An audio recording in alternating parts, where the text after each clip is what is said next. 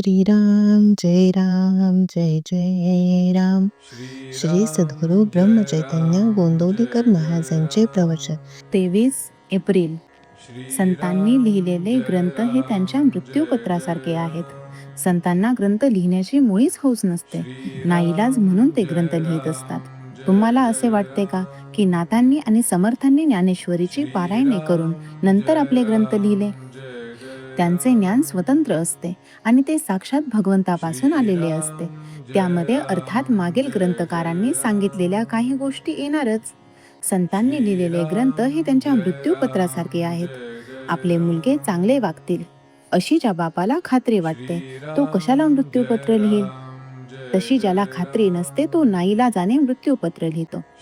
त्याचप्रमाणे संतांनी हौसेने किंवा विद्वत्ता दाखविण्यासाठी ग्रंथ लिहिले नाहीत, तर आपल्यासारख्या जड जीवांचे कल्याण व्हावे ही तळमळ त्यांना होती, म्हणून त्यांनी ग्रंथ लिहिले.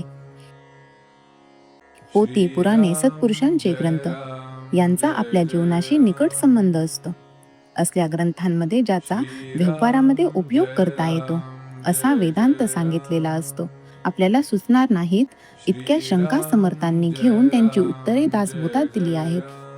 परमार्थ न ऐकणारा दोषी आहे, पण तो ऐकत नसताना त्याला सांगणारा त्याहूनही दोषी समजावा. हा दोष पत्करूनही संत जगाला परमार्थ सांगत असतात, त्याचा फायदा करून घ्यावा. ग्रंथ वाचित असताना देह जर परमात्मा प्राप्ती हे असेल तर त्यासाठी त्या ग्रंथात साधन कोणते सांगितले असेल इकडे लक्ष असावे. साधनाची योग्य निवड झाली की साध्य साधेलच. ज्या विषयात पारंगत व्हायचे तीच पुस्तके वाचणे जरूर असते. आमचे उलट होते. गणित विषय घेतो आणि वाचतो कादंबऱ्या, मग गणितात पास कसे होणार? परमार्थ हेच जर ध्येय असेल तर संतांच्या ग्रंथाचाच अभ्यास करावा, त्यांचेच श्रवण मनन करावे.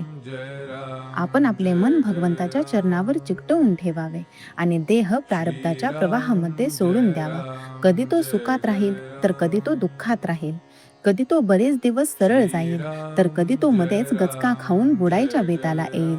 पण त्याच्या कोणत्याही अवस्थेमध्ये आपला आनंद कायम टिकेल यात शंका नाही. आपल्या देहाकडे आपण वेगळेपणाने पाहायला शिकले पाहिजे. मन द्यावे भगवंताला आणि देह द्यावा प्रारब्धाला, म्हणजे हे साधेल. देहाचे सुखदुःख वरवरचे असावे, ते आत शिरून मनावर परिणाम करता कामा नये.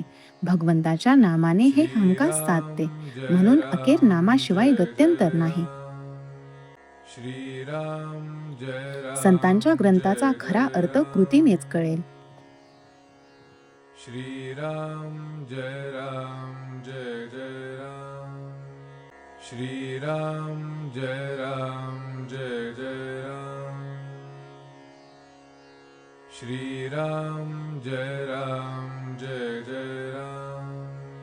श्री राम जय राम जय जय राम. श्री राम जय राम जय जय राम.